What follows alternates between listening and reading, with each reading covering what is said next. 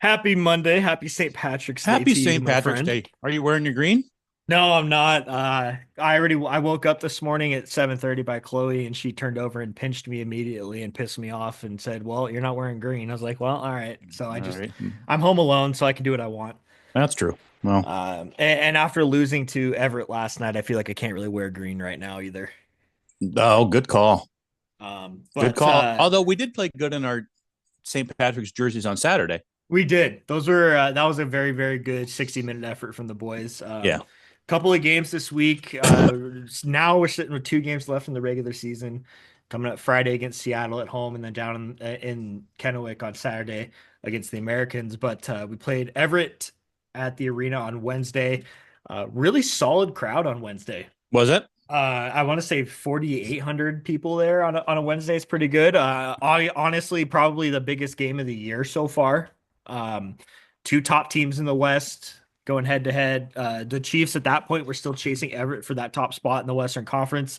Um, I think they were 6 points back in that game with 2 games left still against the Silvertips, but we'll kind of catch up on all that a little bit later. But uh, a good start to the game. The first 10 minutes or so, the Chiefs pretty much dominated the first 10 minutes. They came out really hot.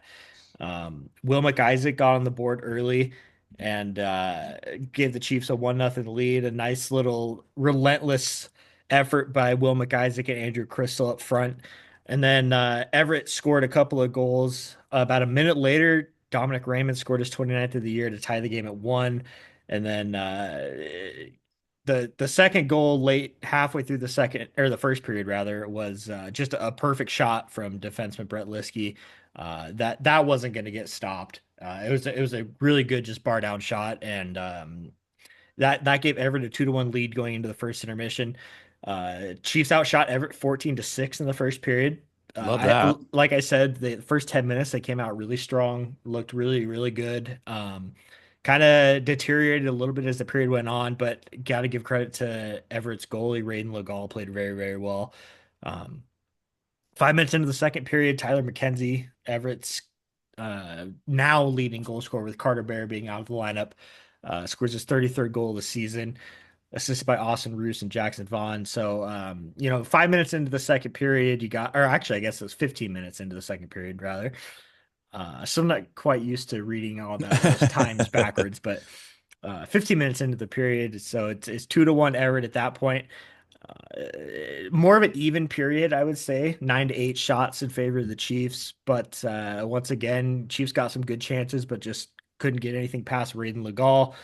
Um, Chiefs got a 5-on-3 power play about halfway through the third period after getting some pretty good relentless pressure on Everett there early in the third period, but finally broke through on the 5-on-3. Andrew Crystal with a nice shot in the power play makes it a 3-2 game. So, kind of gives us a little bit of life in the last 8 minutes of the period. Still had like I think 30 seconds or so left on the other power play, but had a couple of good chances. I think we hit the post once, just couldn't get anything past Legal. And then pulled the goalie with about 2 minutes left and couldn't tie the game. Everett didn't score an empty netter either. So it was a 3-2 final. And at that point, the Chiefs were 8 points back. Everett, I think, needed 1 point to clinch the top spot in the West, and they got that done on Friday against Seattle, I believe, or hmm Tri-City, one of the two, I or think it was against Portland. Seattle, It was Portland. Yeah. Portland. It was Portland.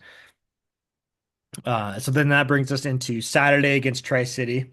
We're knowing that we're pretty much locked into that third place spot in the West now. Basically just kind of playing for positioning in the potential second round matchups with Victoria or PG, kind of making sure we stay ahead of them in the standings. We'll see a really good 60-minute effort from the Chiefs. I mean, like we were talking about. Yes, it was. I mean, you got Asanali Sarkinov with some relentless pressure about halfway through the first period. Great to see Sam Oremba back on that line Yes, too. I think he had a really good game overall. he did. He looked energized out there. He was happy to be out there. Good to see that his foot's finally starting to heal up fully, and that's a key guy going into the postseason as well. A guy with a lot of playoff experience. He's won a cup with Seattle, played in the Memorial Cup with them, and Yeah, really nice to get him back in the lineup. But I mean, let's talk about Sarkinov a little bit here. Holy cow. I What a mean, game. ever since February or so, he just got it better and better and better every single game. Yes. And especially the last 2 or 3 weeks, he has been great. And then he gets us on the board halfway through the first period against Tri-City in front of a near sold out crowd again. Yeah, that was crazy. But Well, yeah, for what not, what are you oh, thinking about how Sarky's been playing lately? it's been just, like I say, he just gets better and better every game. I told you that at the end of that game. He was my favorite player to watch since the first part of February. He just watching him grow in leaps and bounds, um, making fewer mistakes. Like you made the comment last week too that he's like after getting here and kind of being lost, being in a new country and stuff too, and just settling in a little bit more too. His game has just blossomed. He's big. He's got soft hands. He can handle the puck. He makes. We have talked about this watching the games too. He makes the right play and the smart play. Doesn't try to do anything fancy. And when he goes to the net hard too. I mean, a lot of times when he doesn't have the puck, it's kind of like a guy basketball going for the alley oop in a sense too. As soon as he passes the puck, he goes to the net.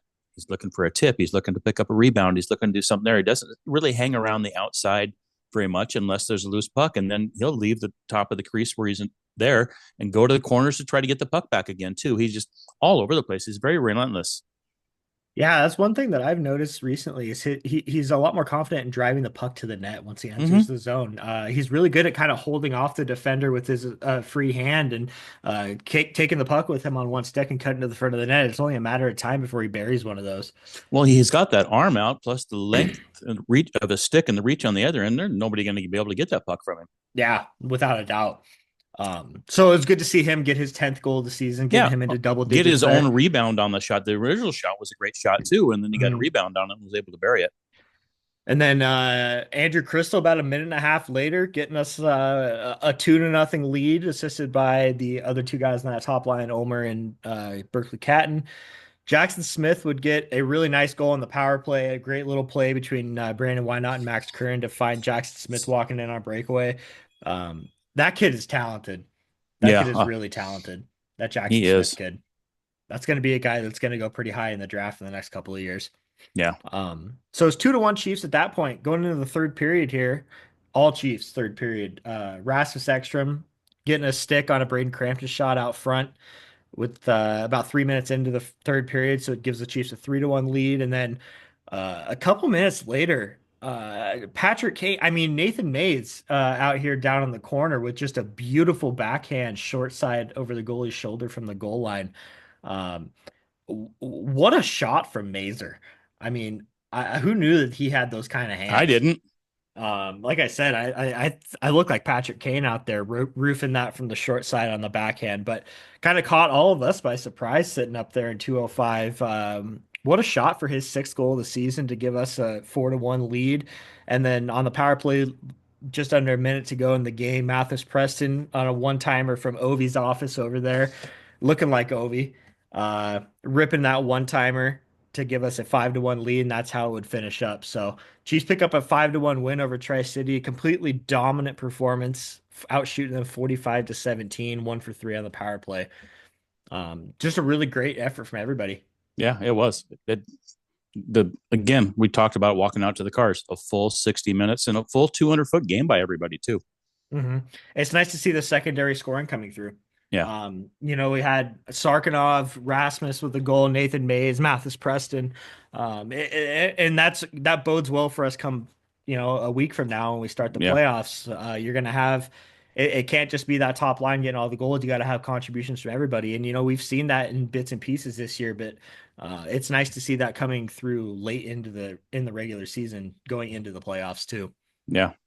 Um, so yeah, like I said, at that point we were locked into that third place spot in the West, going into Sunday against a rematch against Everett at the arena. Carter Essler getting the start in net against the Silver Tips. Mm-hmm. I think he played a hell of a game. He played really, really well. That's got to be a great momentum booster for him as Yeah, as a 16-year-old playing the best team in the Western Hockey League and putting up the performance that he did. He made 30 saves, kept us in the game for quite a bit of it. yes, he did. Yeah, he Um, played very well for being low shot total. For both teams in that game, both goalies played very well. Absolutely. Um, Jesse Heslop got one passed on the power play. Nothing that he could have done about that. No. Just Everett's gotten a lot hotter recently. Mm, Even losing Carter Bear for the rest of the season, they got Austin Roos and Julius Miettinen back too. yeah. So they still got some offensive firepower up front. So they got that lead late in the first period on the power play. And then a minute into the second period, Andrew Crystal scoring a nice little bar down goal with a great feed from Berkeley Catton behind the net in the backhand, tied the game at 1. So at that point, second period, all Everett after Yes, it that. was. Yes, it was. Everett outshot us 18-9 in the second period. And then Carter Essler just dynamite, 18 stops in that second period. Hmm. Played like we were just talking about. I think that was his best game as a Chief. Me too. I think he made some huge saves and kept us in the game. Um, Landon DuPont, 6 minutes into the third period. I mean, 16th goal of the season as a 15-year-old defenseman. Crazy. I don't even have the words to describe this kid. No. We TC texted me after he scored and said, "There's no way that Landon Dupont is 15 because he plays like he's 19, He does. and he's put some crazy stats up this year. And as a 15-year-old, it's going to be crazy to see him in a couple of seasons. Yes, it is. So Everett gets a 2-1 lead at that point, and then Chiefs just couldn't get anything going offensively. A note that we kind of made was Everett's really good at suffocating once they have a late lead. They Yeah. were really good at just doing the simple chips off the boards and get the puck deep and kind of just keep us shut down at the blue line. And Chiefs couldn't really get anything going there. Had a couple of good chances, but Jesse Sanch played pretty well in net for Everett as well. Um, so the Chiefs do drop that game 2-1.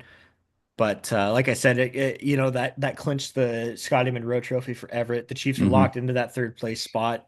Playoffs are finally starting. The picture's finally starting to close in the West. We're finally getting to see what these matchups are going to be. Looks like it's going to be Everett, Seattle, round 1, 1-8. And as of right now, it looks like it's going to be Spokane, Vancouver. That could still be Tri Cities if Tri City has 3 games left, I believe. Yeah. So Vancouver's gonna have to lose pretty much all their games, and Tri's gonna have to pretty much win all their games. So Right. a little bit of a tough task for them to do, but it looks like at this point it's gonna be Spokane, Vancouver in the first round. Um, what were your overall thoughts on the weekend games here? I like the effort. 200-foot game, 60 minutes on Saturday. I didn't feel like the effort was necessarily bad yesterday too. Just and no real mistakes or anything either. Just Everett was just a little bit better Yeah. for whatever reason. And DuPont stood out. I mean, a goal and an assist, and they're two goals that they had. hmm Uh, Really good low scoring game. yeah, it was. It was a playoff like side game for sure. Exactly. Yeah, Sign me up for 7 games of that. That would yeah, be a hell of a series. that would be good. Yeah, Um, yeah. I was. They're playing well. The Chiefs. I mean, the Chiefs have been playing well ever since the trade deadline, and before that too, as well, obviously. But um, I just think they're finding their identity and relishing it, and I think they have a lot of confidence right now. I hope it can continue into the playoffs because we've talked about playoffs are a different ball game. Oh, without a doubt. Yeah, And they're gonna have to stay gritty and learn that, obviously we're a young team, but we have some guys that we acquired this year, and then there's some guys last year even that were on our team, even though we got swept, that can take some of that experience into this year's postseason with a team that has the opportunity to compete for a championship. yeah. Well, Berkeley And told us that in his interview too. He's got that experience now. and they're motivated, that Yeah, with the leadership that we have and our coaching staff having that experience too. It's I got a good feeling going into this postseason. I do too. I think that those guys that we acquired midway through the season, Oremba, Redmond, and then even getting Shea Van Olm at the deadline last year too. I think having guys like that with that experience are going to be really beneficial to us. Yeah. And we have a great guy back at between the pipes to backstop us too. So Yep. like I said, I'm really looking forward to the playoffs, and it's a completely different animal. But we got 2 regular season games left against the T-Birds and then the Americans on Saturday. So be kind of interesting to see how those 2 games play out. Tri-Cities is obviously still playing for something. Hmm. So that could be an interesting game too, but we'll have to wait and see that. Yeah. Um, Let's hope one we keep them rolling. one note we should talk about Saturday at the Okay. arena. We got an announcement midway through the first period from the PA announcer that the Chiefs second round U.S. priority pick from 2023 was in attendance. Nathan Charlton. Do you remember watching him in training camp that I year? remember the name, but I don't remember watching him. He really stood out. I remember he had the purple helmet, he had purple gloves, the purple gear, really small, crafty, offensive guy that I think he won like the MVP of the entire training camp tournament Really? and really stood out to me. But then, I hadn't really heard much about him because, at that point, the NCAA ruling hadn't changed yet. Right. And according to Elite Prospects, he's committed to Colorado College in the NCAA for the 27-28 season. So now with that ruling being changed, we see him in attendance. I learned that him and his family were flown in Mm-hmm. and kind of getting the experience to be able to experience the 10,000 seat arena and pretty much near sold out atmosphere against the arch rival in Tri-City, and I think they put on a pretty good show for him. Yeah, I So do too. I'm hoping that kind of left a good impression on him, and that maybe that's a potential guy that's looking towards signing with Spokane because looking at his stats this year playing over in Minnesota, uh, 28 games played, he's got 23 goals and 27 assists. So that's a guy that I think could be very beneficial down the road too, and he's already committed to an NCAA school at 16, so that's pretty cool. Yeah, I agree. That was very exciting. No, I think they probably had a pretty good experience here. Yeah, I would hope so. Um, but yeah, that's pretty much all I got recap wise. Nice. Thought we could just jump in and do a quick little recap because we have a playoff preview interview to share with you guys. It's not, I guess, not really an interview. It's just kind of more just a conversation. But with Mike Boyle, the voice of the Chiefs, we got him back on once again to kind of give his thoughts on the season and the postseason, kind of how he sees things playing out, and just kind of get some info on how the guy's mindset is going into the postseason and everything too. That was nice of him to step in and do it again. Yeah, what a good guy. We love Boyler. We do. So yeah, we'll throw it over to Boyler, and I guess we can just wrap this up here and end the episode with the interview. That's the best way to end it. I agree. All All right. Go right. Chiefs, go. Till next week. Go Chiefs Till next go. week. All right. 2 games left in the regular season, and we're once again joined by the voice of the Chiefs, Mike Boyle. Boyler, how you doing today? Doing all right. It's hard to believe that we started this season 6 months ago, and here we are down to the final two regular season games, and playoffs are going to begin next week. It's kind of crazy. It's kind of sucks we have to start the playoffs on the road too, even with home ice. It's what It's happens though. not the first time we've had to go through that. I Yeah. remember. Yeah. Um, but at the same time, it's kind of hard to picture that you're being rewarded for home ice when you're Mm-hmm. having to start on the road. But the one thing that I do like about that scenario is that you're only playing the two on the road to start, and then you get three at home. Right. So in my mind, I'm thinking you just come out with a split in those first two games, Mm-hmm. and you can come back and run the table Yeah. and move along. And we ran into that back in 2018, 19. Hmm. We were playing Everett, and Yep. we had to start on the road with the first two games. And we ended up winning the first two on Hmm. the road. And we came back knowing we only had to win two of three at home, and the series was over. And that's exactly what happened. Yeah. That was a pretty magical run that they had that year. That kind of felt like it came out of nowhere too. And yeah, I do remember that. I remember that happened a couple of years prior to. I want to say we were playing, I don't know, Victoria or Vancouver, and the NCAA tournament was going on at the arena, and we had Yes. to start it on the road as well. But then, yeah, play the three at home right after that. But obviously, yeah, a split is probably, I definitely worst case scenario of something that you'd like to happen. Right, right. I mean, I know that we started the 21 playoffs.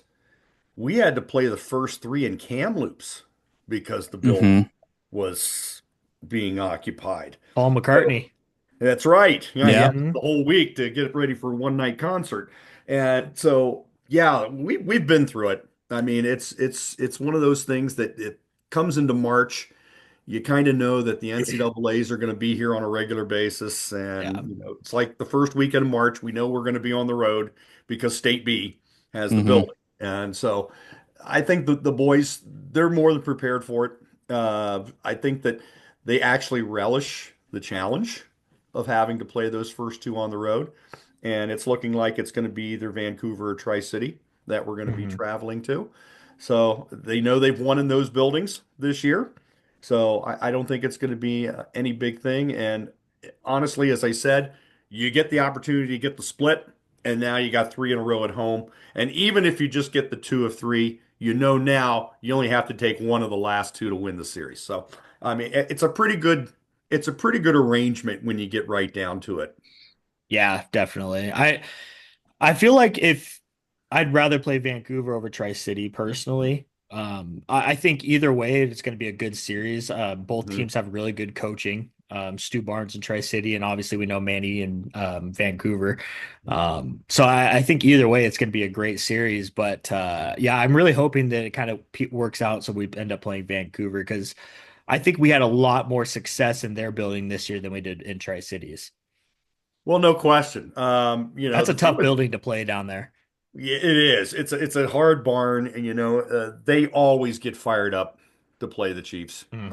And there's no doubt that even with the season finale, there may be zero on the line as far as what's going on, but it'll still be treated like a game seven of a playoff by the fans Hmm. down there. Exactly. Yeah, there's no doubt. From that perspective, yeah, it'll be tougher. Vancouver played us awful hard this year, though. I mean, I look back at those games and a lot of them weren't decided until the third period.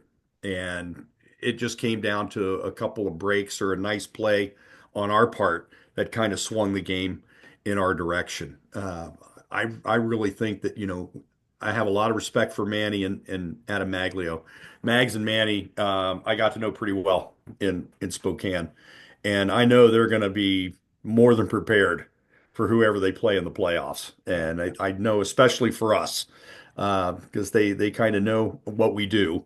And it's going to be a tough series. There's no doubt about it. They're the favorites right now. They got a 3-point lead with 3 games left. So I would like their chances of getting Yeah. into that sixth spot. But if it is Tri-City, they always play us tough. I mean, we've won 5 of 9, but we've lost 3 or 4 in Tri-Cities Hmm. this year. So it's going to be a very difficult series for them and for us. Uh, but with Tri-City, I like the travel a lot better. Yeah, You that's true. know, Yeah.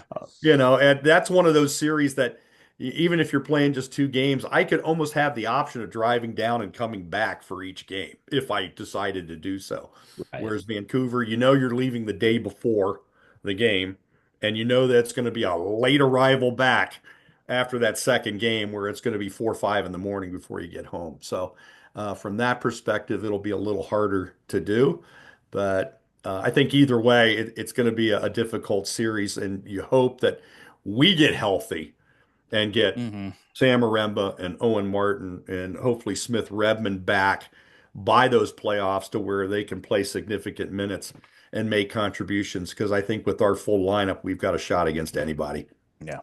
Absolutely. I was so good to see Marty back last night too.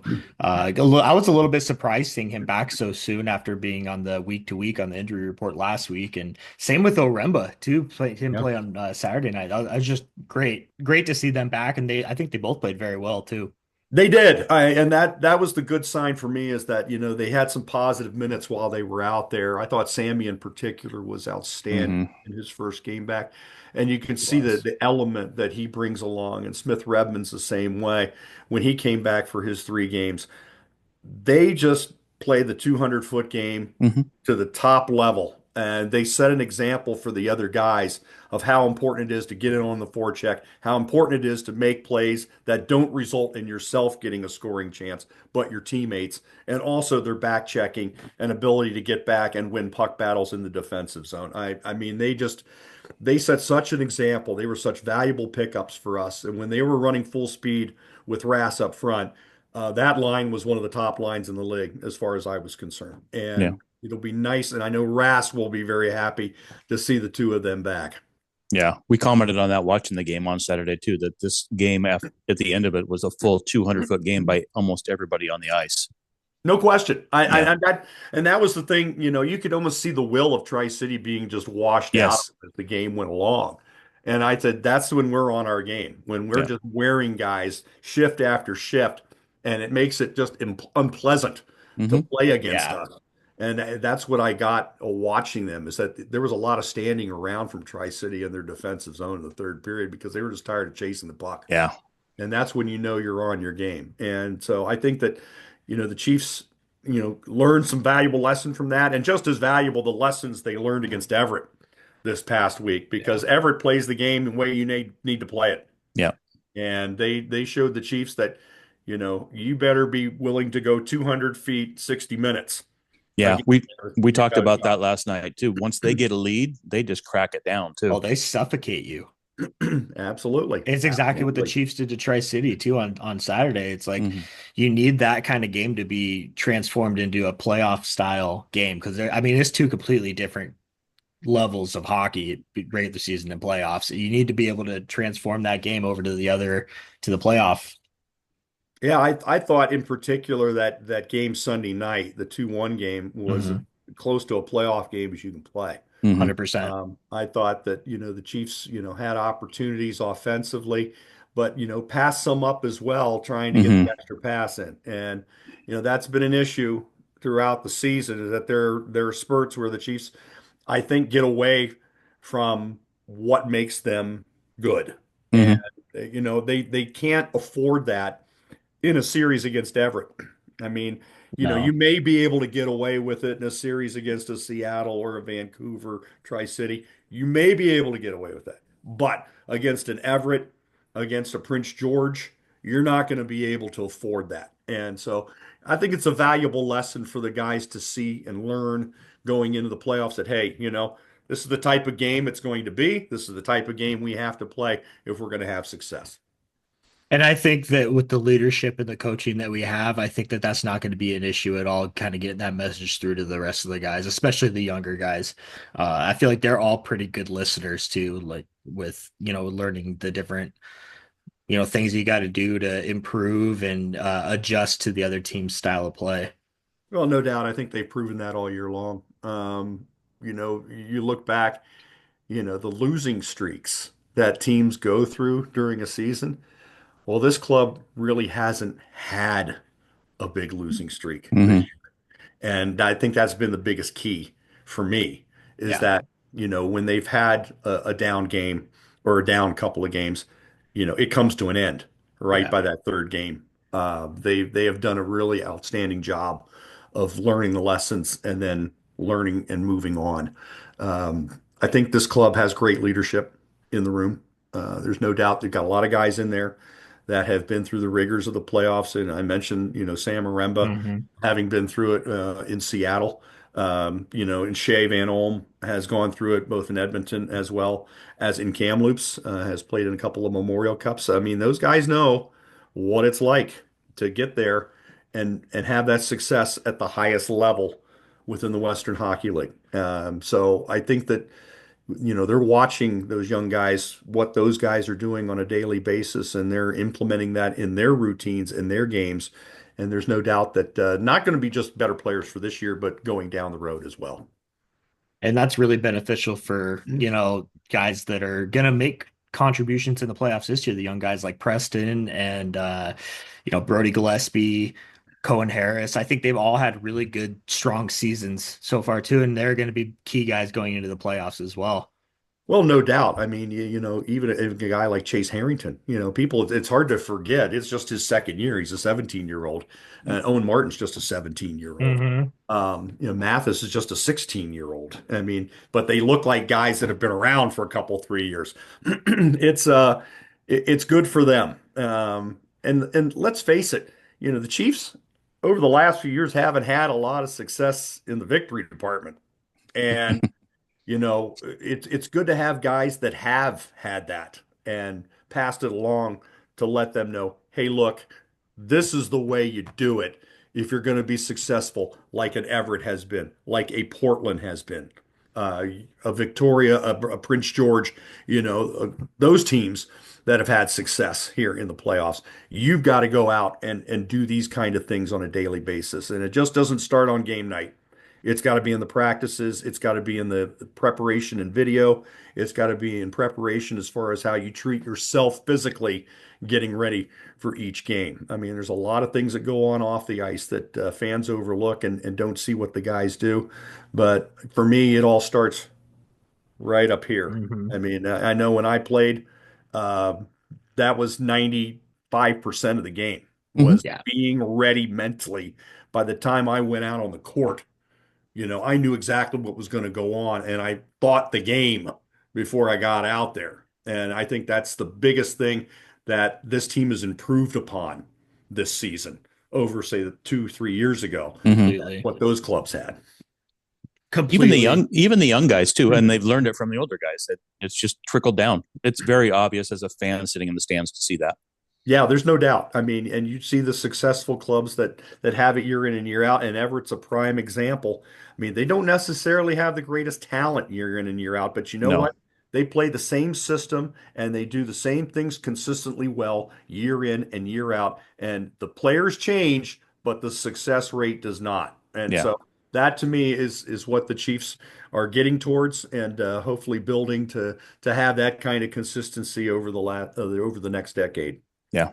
And we're so lucky to have a guy like Catton on the team who, again, he's one of Yep. those guys that he thinks the game so well. And he's such a smart, crafty player. And then putting him on, up there with Andrew Crystal getting Mhm. traded halfway through the season is just those two guys together. It's like modern day Falloon and Whitney. Yeah, well, I've talked with people about those two, and those are the two guys, Falloon and Whitney, that come up an awful lot. And I think it's just because of the way they see the game. It's fun to watch, from my perspective, how well they see the ice and set up their teammates. Hmm. And they're looking to do so all the time, sometimes to a fault.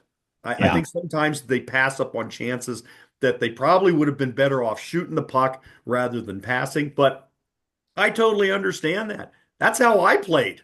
I got more thrill out of an assist than I did scoring. Me absolutely. too. And I think a lot of good players come along that, and they are so good at setting other people up. I mean, at the top of the league, I mean, you put those two with Gavin McKenna from Medicine Hat, I think you've got the three best playmakers in the WHL and Hmm. Easily. maybe all the CHL in what Easily. they do. I mean, they just are, they're fun to watch. And I tell people all the time, enjoy them while you can, because Hmm. Andrew's not going to be back next year, as much as people would like to think that as a 20-year-old. Yeah. He just missed making the Capitals by that much this year. Yeah. So he's not going to be back in junior next year. He's going to be at the American Hockey League in Hershey Yeah. at minimum.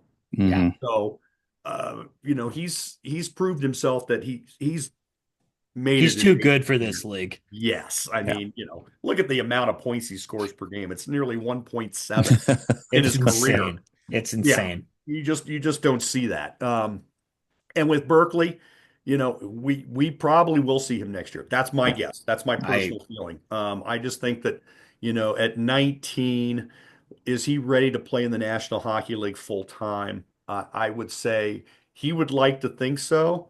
I would think that they're going to give him a good look next year, and if he proves himself to be a, half a point to a point per game kind of guy, the Kraken will keep him. But I think they're more than patient to say, you know what? Your playing time is going to be more important than making the NHL. Yeah. And you're going to be seeing regular shifts in major junior where you're going to be a fourth line guy here in Seattle, Yeah. playing 10 minutes a game. We'd rather Right. see you playing 25. Right. I That to me agree. makes more sense. I agree. And Ron Francis has already said recently he's probably going to get his 9 games next year. Right. And rightfully so. I mean, he's absolutely deserved it by the way that he's played this year. Yep. But yeah, I think in the long run it's better for him. And the Kraken are very protective over their prospects where they want them to develop and everything to their full capabilities before they bring him up. Like, look what they did with Shane Wright, Yeah, they learned a lesson there, I think. there You know, they too. no question they did with Shane, and you saw what they did this year. I Yes. mean, it wasn't just Berkeley, the first round pick; it was every pick Yeah. Yes. he sent back at the same time. And they said, Hmm. "Okay, here's the route we want you guys to take. Here's what you guys need to work on before you come back to camp next year." I Yeah. mean, that's a plan to me. So Without a doubt. I think that Seattle knows what they want to do there, and they're going to do it. And I think with Berkeley. I think it'd be beneficial for him to be back in Spokane next season. I think that he can work still on some things. I think he's taken some tremendous strides, particularly in his 200-foot game Hmm. here. I Yeah. think he is a much better defensive player this year than he has been in his previous 2 seasons in Spokane. But I think, there's still room for growth there. I still think there's room for growth as far as his ability to distribute the puck. I think there are times that he kind of forces things a little bit. He's trying to make that perfect play, and that's what makes him great. So you can't discourage that, but at the same time, becoming more consistent to where you do deliver the puck in a position where your teammate can do something with it. And that's just little things. I mean, we're Yeah. we're picking here, but at the same time, this is what makes you a pro, and Hmm. that's what's going to make him a very good pro for the Seattle Kraken 10 years down the road. And with him, being the leader on the Chiefs team that's had a good season and going into the playoffs with high hopes and everything too, getting a long playoff run under his belt in the junior level is going to be so beneficial for his growth as a player overall too. And the Kraken will see that the Chiefs are still going to be, a solid contender next year, I think. No doubt. Even without losing guys like Crystal and Van Olm and stuff like that. Throwing Berkeley back on that team, he's going to have a chance to, turn another guy into a Shea Van Olm type player who this year puts up career high in goals and pushing 50 goals and just having a hell of a season. So I think overall it's just really beneficial for him to be back here as well. I agree. Well, you make a good point about, the playoffs. It's a different level. Yeah. And, I think in a player's growth and development, having success in the postseason is huge. I Yeah. think that translates over to the next levels that you go and play at, which is why you see a lot of guys that maybe not necessarily got interest from the NHL earlier in their career. They get on a team that makes a deep run, goes to a league final, goes to a Memorial Cup, suddenly get noticed. Yeah. And it's like, oh, they got an offer to go play for this team. Well, that's why. Yeah. Because those scouts are going, okay, this guy's been an important part of a winning pedigree, and this is what they can bring to our organization. I think that that's huge for Berkeley. He hasn't won a playoff game in Yeah. Spokane, and that's kind of like the great gorilla on the back right now, and I'm sure he knows it. Oh That yeah. they've been to the playoffs twice in his career, and they've gone 0 for 4. And I think that is something that he just wants to knock that out of the park and get this club to make a run and get itself into May and show the rest of the league that the Spokane Chiefs are a team to be reckoned with, not just this year, but down the road. I think they are without a doubt. And with Matt Bardsley, he's done a hell of a job drafting all these young, talented players. And, Agreed. we saw even the other night they had the other U.S. pick from a couple years ago, Nathan Charlton. It Yeah. was in the arena, and they're kind of trying to get him into the organization. I think that's awesome that they have the ability to do that now with the NCAA rule change because he's already committed to an NCAA school. So it's nice to see that they're able to do that, and I think that gives Bardsley and the scouting staff kind of more leniency to get those players too.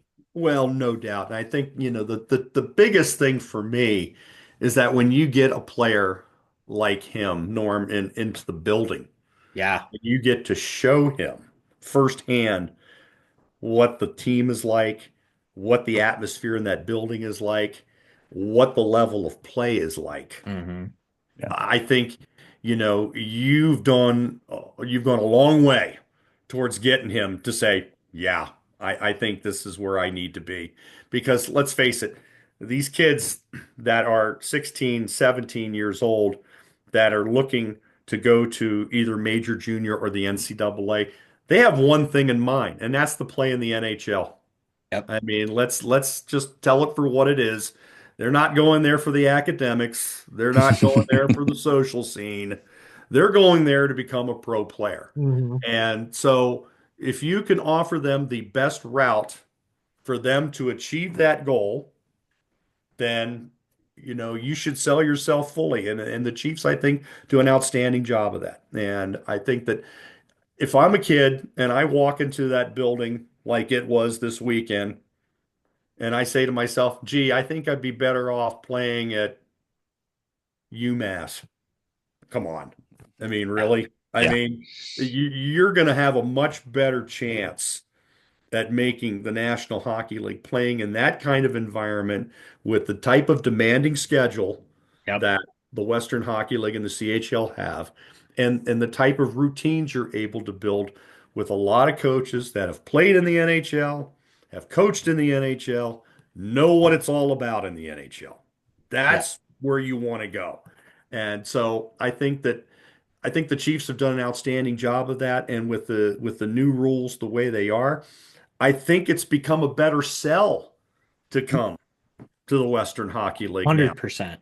I think that, if I'm a 16-year-old, why am I thinking about the NCAA? Because if I can go and experience the Western Hockey League for a 4 or 5 year period, then I can go to the NCAA if I Hmm. feel like, my NHL hopes are kind of a little bit lower at the age of 20, but I can still play hockey and I'm getting a college education to boot. I mean, it just makes more sense to go that route than it would be to go to the NCAA and then go back into major junior. Yeah.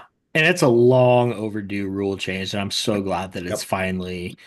finally set in stone that they're allowed to go play NCAA afterwards. It needed to be that way the whole time. I agree. I agree. I always thought the NCAA, well, don't get me started on the NCAA, having had to deal with them back in my day. I mean, it's the most inept run organization in maybe all of America. But that aside, it's good to see that finally they treat major junior for what it is. And to call it a professional sport, okay, yeah, they get a stipend every month of a couple $100.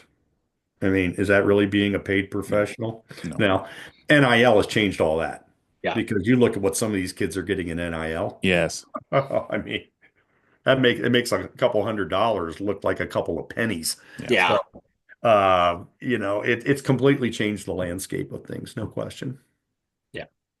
It's been awesome. And going back to Berkeley a little bit, we were talking about his him not winning a playoff game in a Chiefs Right? uniform. And you can tell we had him on the podcast right after World Juniors, and we talked to him for about 20-25 minutes, and you could just tell just by talking to him that he's really motivated, and he loves being a Chief. He loves Spokane, and he wants to become a better player every single game. And I think that he wants that. He wants to be winning at every single level. He doesn't like losing, and he's motivated to get that monkey off his back.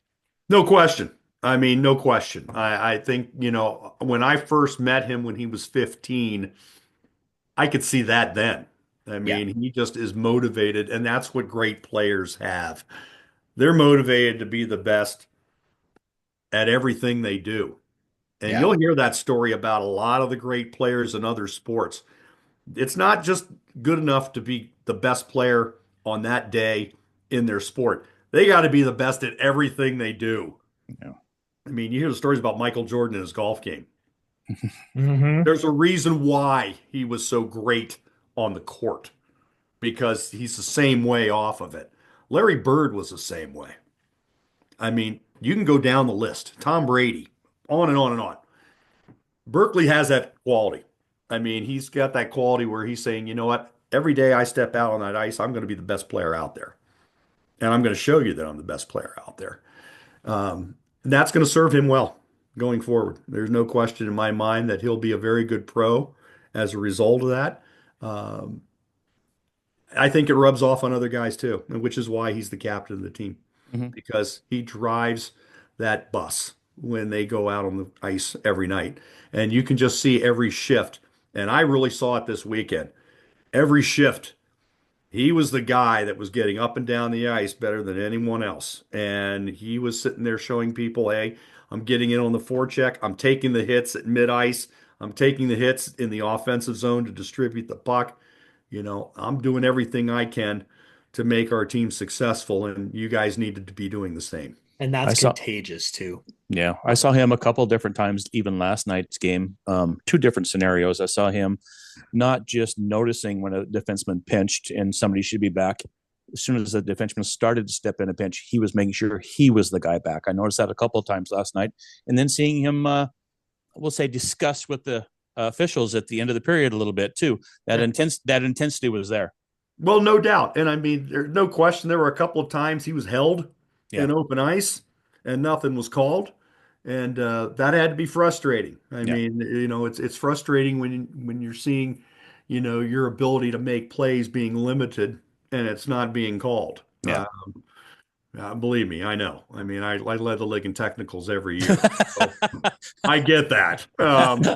So he's I love the fact that he has taken the captain mantle and has worn it so well this year. I think that a lot of successful teams, in fact, I'll say every successful team, is a result of great leadership in the room. I mean you can't have one without the other.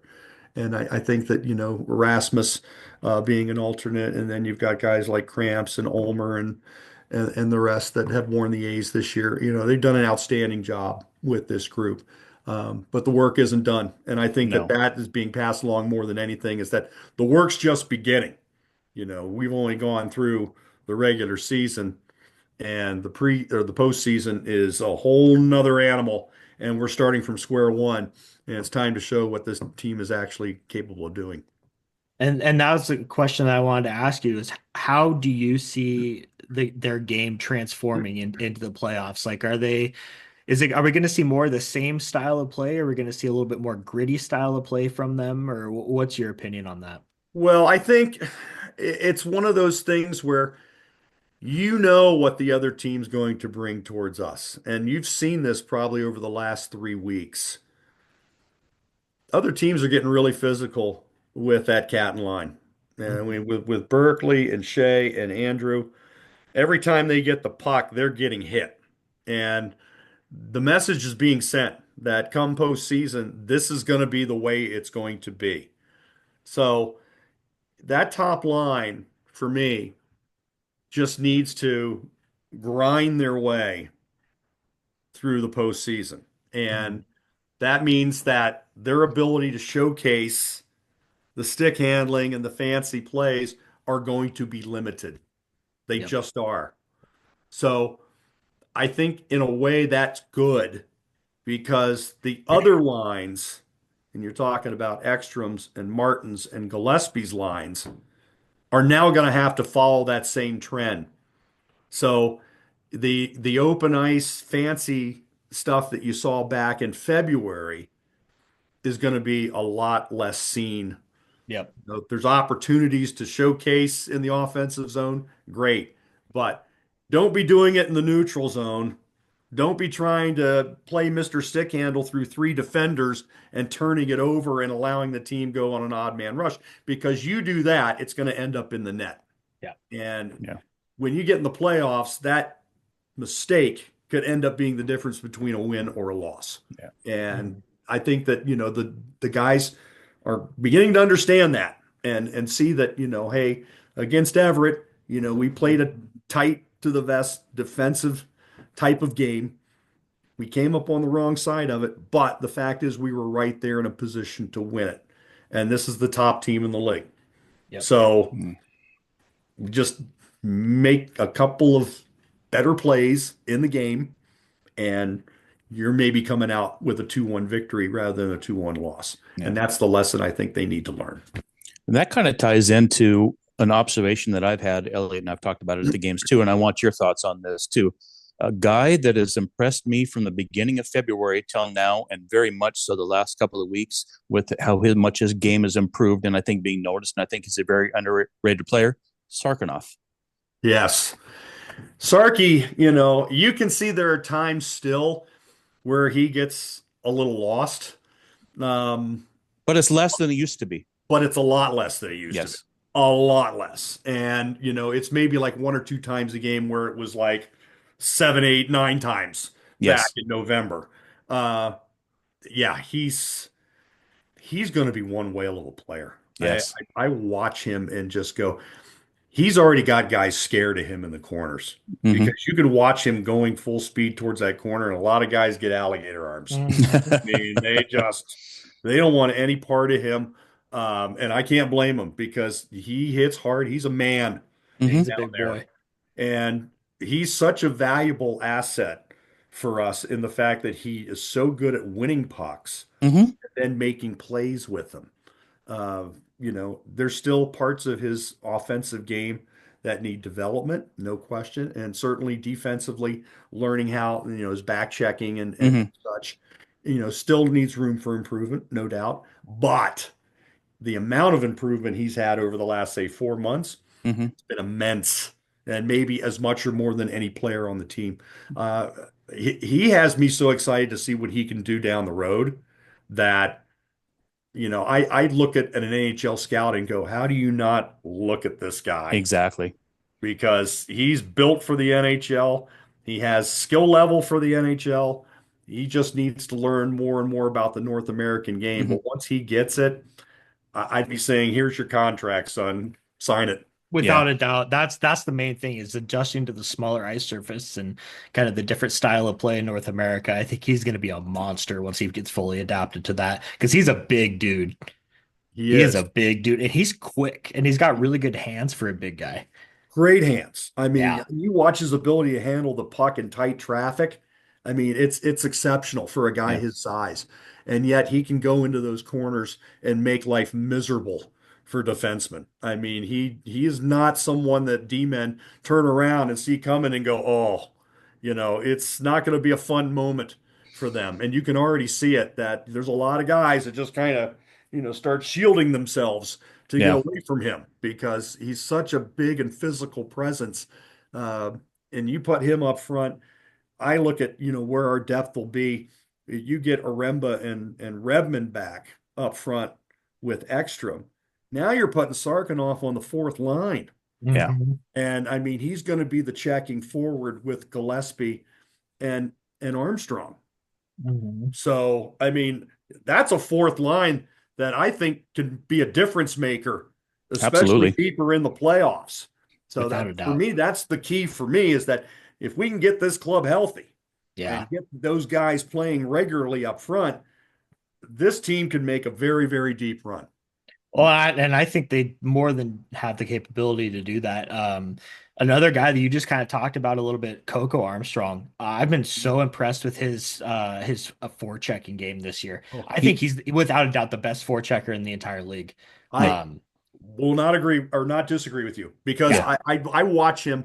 I think he's the best penalty killer. I without a watch doubt. him on the penalty kill, and he is just relentless on the Mhm. puck. He gets in on the forecheck, and he makes life miserable for Mm-hmm. people back in their offensive zone. And anytime that they're trying to bring the puck up, number eight's right there Yeah. and making plays. You know, I really have loved his development this year. The great thing for me, he stayed healthy for the most part. Mm-hmm. Had that one minor injury early in the season, but I thought was showing that signs in his game last year when he got hurt in Wenatchee with the shoulder injury and was knocked out for the year. I thought that was a big loss for the Chiefs going down the stretch. And it's great to see him coming back this year and really making himself a presence at both ends of the ice. I've just our entire depth with second, third, fourth lines. I mean, you can't go even the guys sitting out of the lineup, like the young guys who are, healthy Mhm. scratch, Cohen Harris, guys like that. I think he's going to be a really, really good player down the road too. He shows signs of it.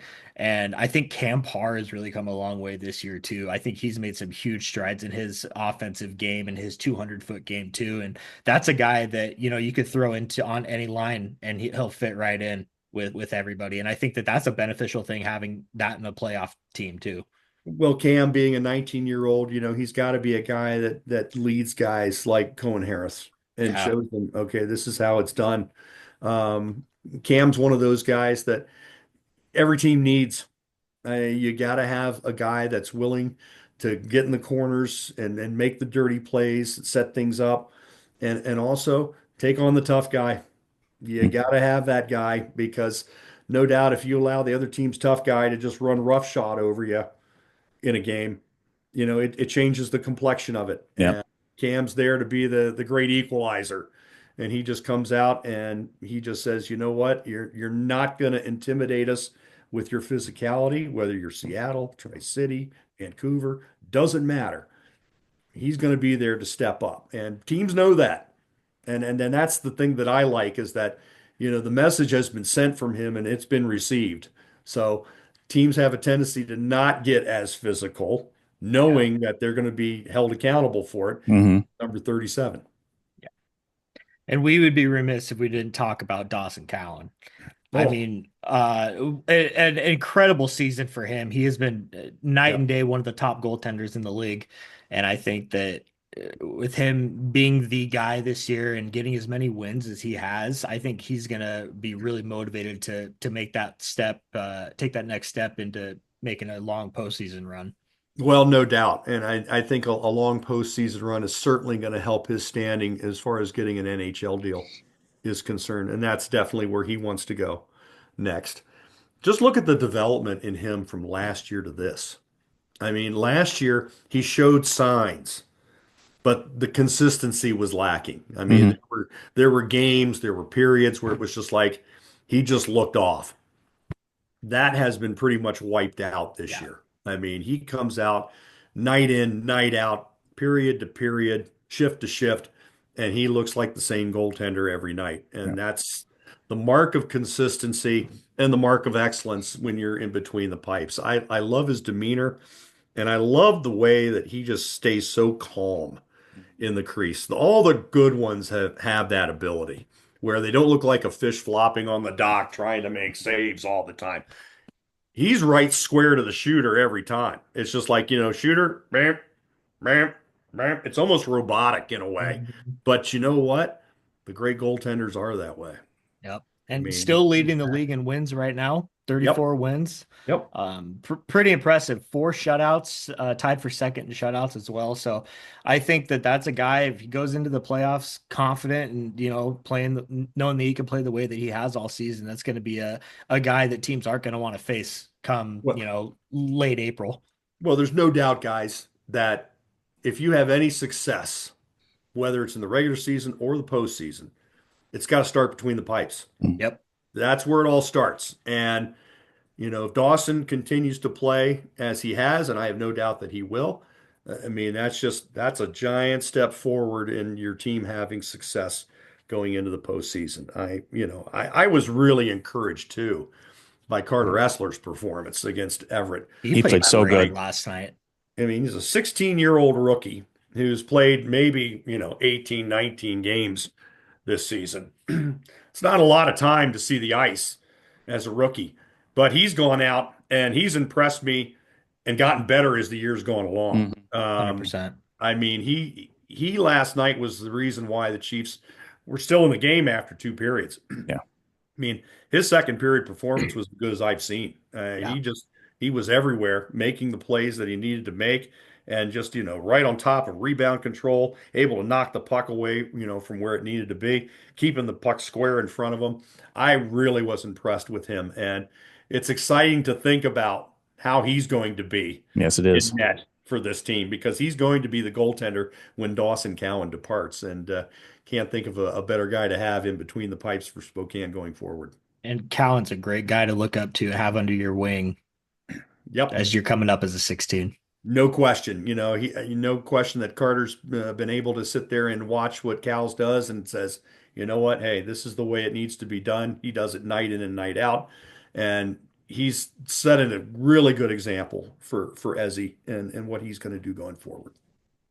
Last thing I have for you, Boiler, kind of putting you on the spot here, but what are we thinking? Where do you see the team going in the playoffs? How do you see it kind of playing out?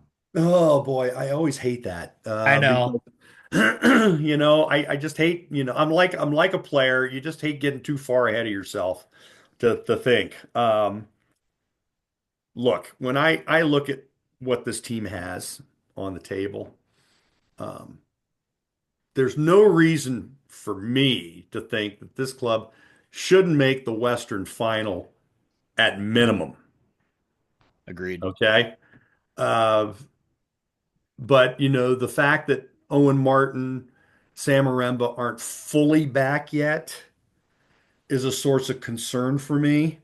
Um, I'm hoping that they get full time in that first round series and the team gets on a little bit of a roll there. I think if they get through that first round series inside of 5 games, I really like their chances. Um, if they're extended to 6, even 7 games in that first round, that's going to take a toll. Because you figure that you're looking at Van or Try in that first round. Then if you look at the next matchup, it's either going to probably be Prince George or Victoria in the Yeah, next round. Uh, I like their chances against either one of them.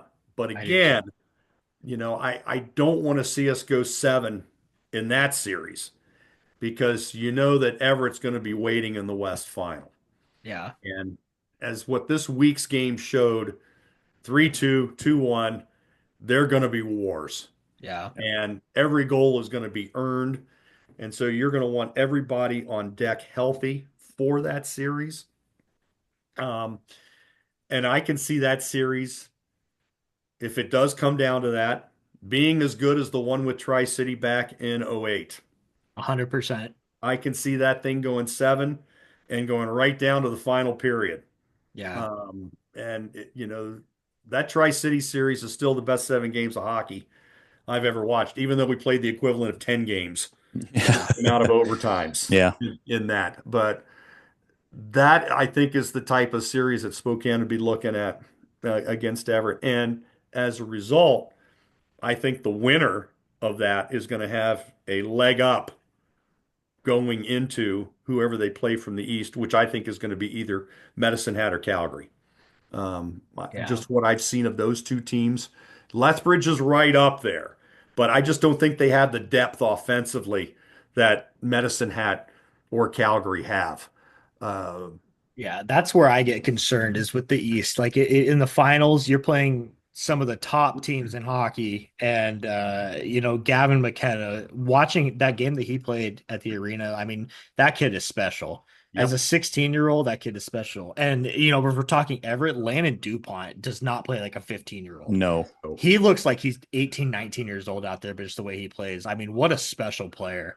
Oh, I talked about him on the air last night, and I said it's hard enough to play as a 16-year-old in the Western Hockey League as a defenseman. He plays as a 15-year-old and makes it look like he's 19. Yeah. Hmm. I mean, he's one of the top D men in our league Hmm. at 15.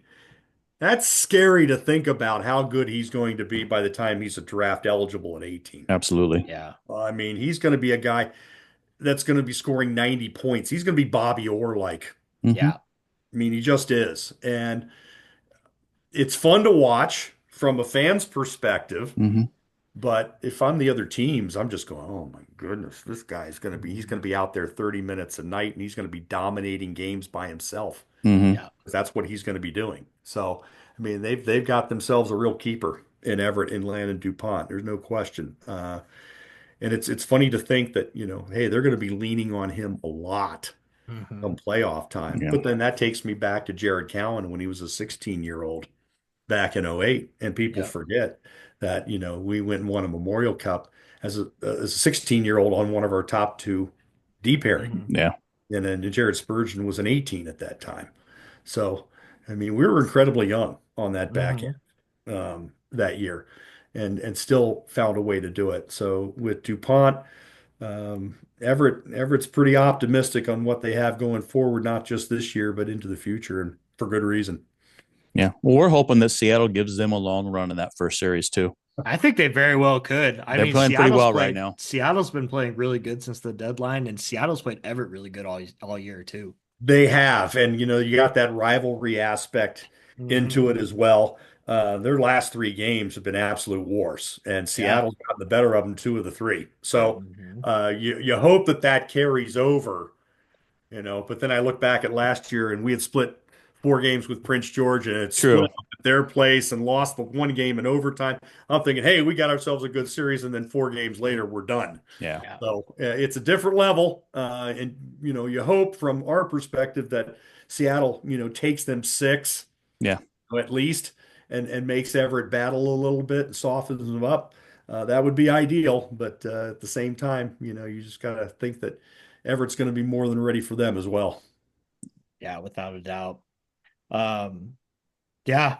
Thanks for doing this, Boyler. This is Yeah. awesome Thanks, Mike. again. Appreciate And it. I Anytime. know you're getting busy coming up here soon with the Indians starting up here Oh, too. And oh, I heard you talking on the post game last night about the first two playoff games, and the next night coming back here for the Indians home opener. yes, So that's yes. going to be an interesting couple of days for you. Yes, we've got games 3 and 4 Wednesday, Thursday at the arena, and then it's Friday night opener at Avista with the Indians, and then back if there's game 5 on Saturday at the arena. So I'll be bouncing between the two all of April. So let's hope it's a deep run, and I'll have to continue bouncing. But at the same time, I call it April Madness because that's exactly what it's going to be. You'll see me at a rink or a ballpark near you for most of that month. I look forward to hearing your voice through the stadium while I'm at work. Well, you know what? I'll be glad to call a home run anytime for you, Elliot. Appreciate it. Thanks, Boyler. Thanks, Appreciate it, Boyler. man. Appreciate it. All right, thanks, guys.